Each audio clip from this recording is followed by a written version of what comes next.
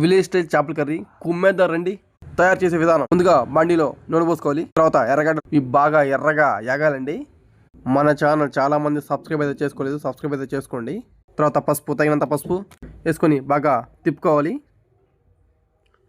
ఎర్రగడ్డలు అయితే బాగా యాగాలండి. వేగిందాక బాగా తిప్పుకోవాలి. నాకైతే నూనె సరిపడదు, ఇంకొంచెం పోసుకున్నాను. నూనె అయితే తగినంతే పోసుకోండి, ఎక్కువ పోసుకోవద్దు. చేపల కూర మీద మీ కామెంట్ ఏంటో తెలియచేయండి. గిరగిరగా బాగా తిప్పుకోవాలి. తర్వాత కావాల్సినంత మసాలా వేసుకోవాలి. మొత్తం బాగా కలుపుకోవాలి. మా వైపు అయితే చేపలు కేజీ వచ్చి 250 రూపాయలండి. నేను 2 కేజీలు తెచ్చాను, 500 రూపాయలని. మీ వైపు చేపల కాస్ట్ ఎలానో కామెంట్ అయితే చేయండి. మసాలాతో బాగా ఎర్రగా వచ్చిన దాకా అయితే కలుపుకోవాలండి, లేకపోతే కూర పాడైపోతుంది. తర్వాత కొత్తిమీర తగినంత బాగా వేసుకొని తిప్పుకోవాలి. నాకైతే చేపల కూర చాలా బాగా ఇష్టం. మీకు ఇష్టం లేదో కామెంట్ అయితే చేయండి. లైక్, షేర్, సబ్స్క్రైబ్ అయితే మర్చిపోవద్దు. చేపలు ఆరోగ్యానికి చాలా మంచిది. ఎక్కువ మంది చేపలే తినండి. చికెన్లు, మటన్లు చాలా తగ్గించండి.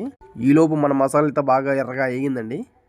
కట్ చేసి పెట్టుకున్న చేప ముక్కలు తీసుకొని కూరలో అయితే వేసుకోవాలి. చేపల పులుసుకి బెస్ట్ ఆప్షన్ వచ్చేసి చేపల బాండి అండి. ఎందుకంటే చేప ముక్కలు ఇరిగిపోతే మనం తినలేము, ముళ్ళు అవి ఉంటాయి. తగినంత కారం వేసుకోవాలి. కారం ఎక్కువ తినేవాళ్ళు ఉంటారు, తక్కువ తినేవాళ్ళు ఉంటారు. సరిపడ అయితే వేసుకోండి. తర్వాత ఉప్పు, సరిపడ ఉప్పు వేసుకొని బాగా కలుపుకోవాలండి చేపల్ని, ఆ మసాలాని. స్టైల్ వచ్చేసి విలేజ్ స్టైల్ అండి. మన కర్రీ స్పెషల్ ఏంటంటే ఎటువంటి ఫుడ్ కలర్స్ అయితే ఉండవండి. అసలు మేము వాడడం కూడా, మేము ఎంకరేజ్ అయితే చెయ్యం, మీరు కూడా చెయ్యొద్దు. తర్వాత చింతపులుసు బాగా కలుపుకొని ఆ కర్రీలో అయితే పోసుకోవాలండి. ఎంత చింతపండు పులుసు పోసుకుంటే అంత పులుసు అయితే వస్తుంది కూరకి. ఫుల్ వీడియో మెయిన్ ఛానల్లో ఉంది, చూడండి. బాగా కలుపుకోవాలి. మొత్తం చింతపండు పులుసుని ఆ చేపలు బాగా కలవాలండి. అబ్బా, అసలు ఆ మొక్కలు చూస్తుంటే తినబుద్ధి అవుతుందండి.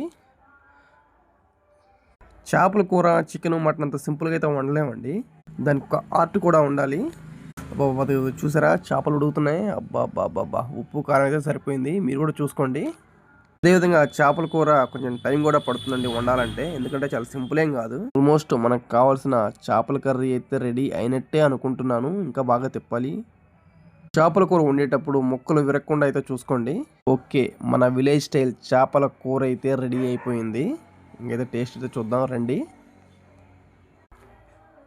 ఫస్ట్ ముద్దలోనే టేస్ట్ అయితే ఎక్సలెంట్ అండి.